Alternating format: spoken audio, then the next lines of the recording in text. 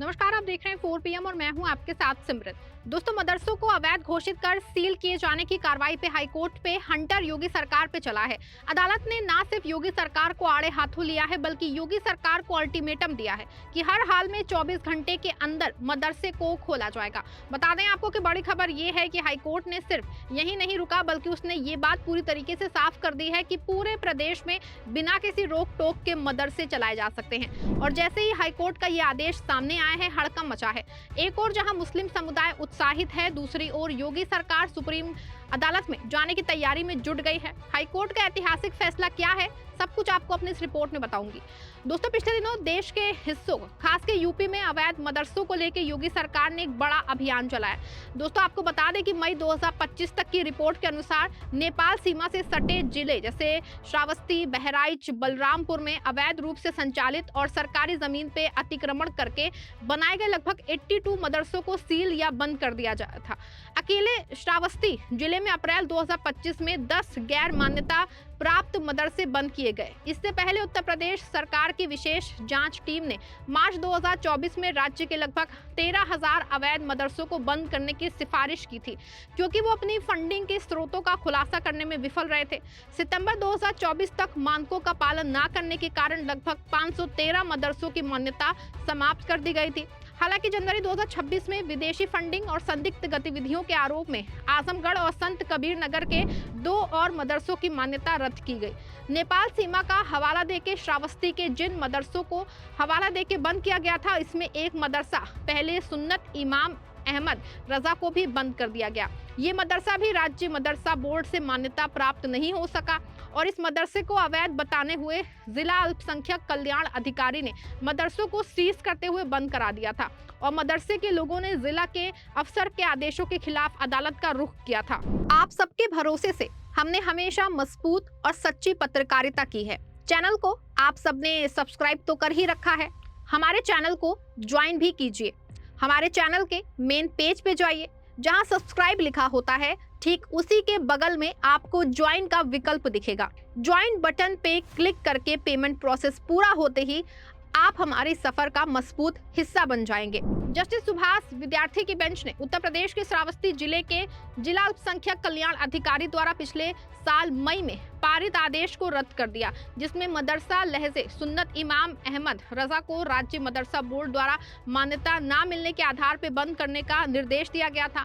Allahabad high court ने UP के गैर मान्यता प्राप्त यानी प्राइवेट मदरसों को 24 घंटे में खोलने का आदेश दिया है।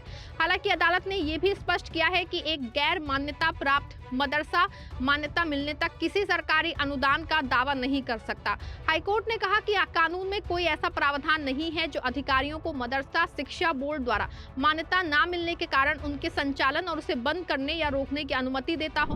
हाईकोर्ट के इस फैसले का एक अर्थ था कि यूपी में प्राइवेट मदरसे बेरोक टोक चलाए जा सकते हैं। पिछले दिनों ऐसी ही कमियों के आधार पर यूपी की योगी सरकार ने कई मदरसों पर बुलडोजर चला दिए थे। अदालत ने आदेश दिया कि मदरसे के प्रवेश द्वार पर लगाई गई सील मुहर आदेश की प्रमाणित प्रति प्रस्तुत करने के 24 घंटे के भीतर खोली जाए। आपको बता दें कि याचिकाकर्ता ने तर्क दिया कि उत्तर प्रदेश गैर सरकारी अरबी और फारसी मदरसा मान्यता प्रशासन और सेवा विनियम 2016 के नियम 13 में प्रावधान है कि गैर मान्यता प्राप्त मदरसा को कोई राज्य अनुदान नहीं मिलेगा, लेकिन इसमें ये नहीं कहा गया है कि गैर मान्यता प्राप्त मदरसों को बंद कर दिया जाएगा। उन्होंने कहा कि वो सरकार से कोई अनुदान नहीं मांग रहे थे। इससे पहले सुप्रीम कोर्ट ने 2025 में अंजुम कादरी बनाम भारत संघ मामले में अल्पसंख्यक शैक्षिक संस्थाओं को 3 श्रेणियों में वर्गीकृत किया था। पहली श्रेणी जो संविधान के अनुच्छेद 30(1) के तहत संरक्षित है, उन मदरसों से संबंधित है जो राज्य से कोई सहायता या मान्यता नहीं मांगते, जबकि दूसरी श्रेणी उन मदरसों की है जो सहायता चाहते हैं।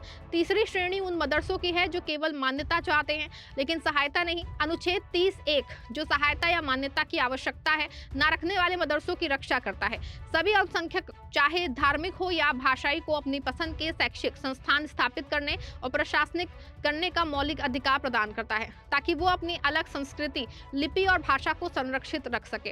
याचिकाकर्ता मदरसे ने तर्क दिया है कि वो पहली श्रेणी में आता है क्योंकि वो ना मान्यता मांग रहा था और ना ही सहायता, और संविधान के तहत संरक्षित है। राज्य सरकार ने याचिका का विरोध करते हुए तर्क दिया कि गैर मान्यता प्राप्त मदरसा अनावश्यक जटिलताएं पैदा कर सकता है, क्योंकि छात्रों को उनसे प्राप्त योग्यता के आधार पर कोई लाभ दावा करने का हक नहीं होगा।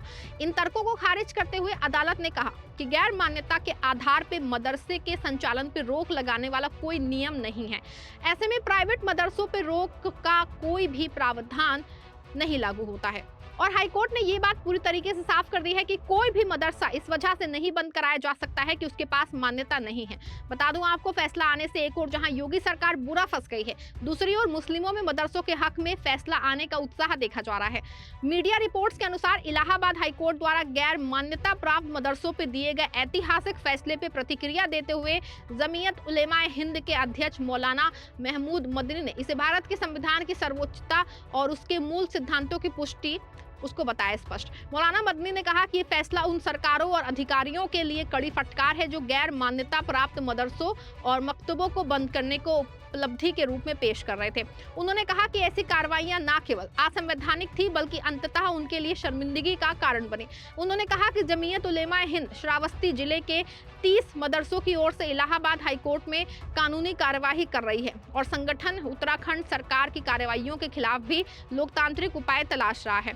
मौलाना मदनी ने कहा कि ये फैसला हमारी चल रही कोशिशों को काफी मजबूती प्रदान करता है। साथ ही उन्होंने मदरसा चलाने वालों को सलाह दी है कि वो अपने मैनेजमेंट और शैक्षिक मानकों को लगातार बेहतर बनाते रहें ताकि किसी भी हस्तक्षेप के लिए कोई बहाना ना बचे। मौलाना मदनी ने कहा कि हाईकोर्ट ने स्पष्ट रूप से कहा है कि केवल मान्यता ना होने के आधार पर किसी मदरसे को बंद करना, सील करना या उसके संचालन में बाधा डालना आधार नहीं बन सकता। अदालत ने आगे कहा कि उत्तर प्रदेश गैर सरकारी अरबी और फारसी मदरसा विनियम प्रशासन को गैर मान्यता प्राप्त मदरसों को बंद करने का कोई अधिकार नहीं देते। बता दें आपको, योगी सरकार का दावा है कि वर्तमान में उत्तर प्रदेश में लगभग 8,449 गैर मान्यता प्राप्त मदरसे चिन्हित हैं, जबकि कुल मदरसों की संख्या लगभग 25,000 है। सरकार गैर मान्यता प्राप्त मदरसों को अवैध मान के चलती है और आए दिन मदरसों पर शिकंजा कसने की तैयारी करती है। ऐसे में हाईकोर्ट का ये फैसला सिर्फ एक मदरसे की जीत नहीं बल्कि एक उस हर नागरिक की जीत है जो कानून में विश्वास रखता है। योगी सरकार को इस झटके से सबक लेना चाहिए।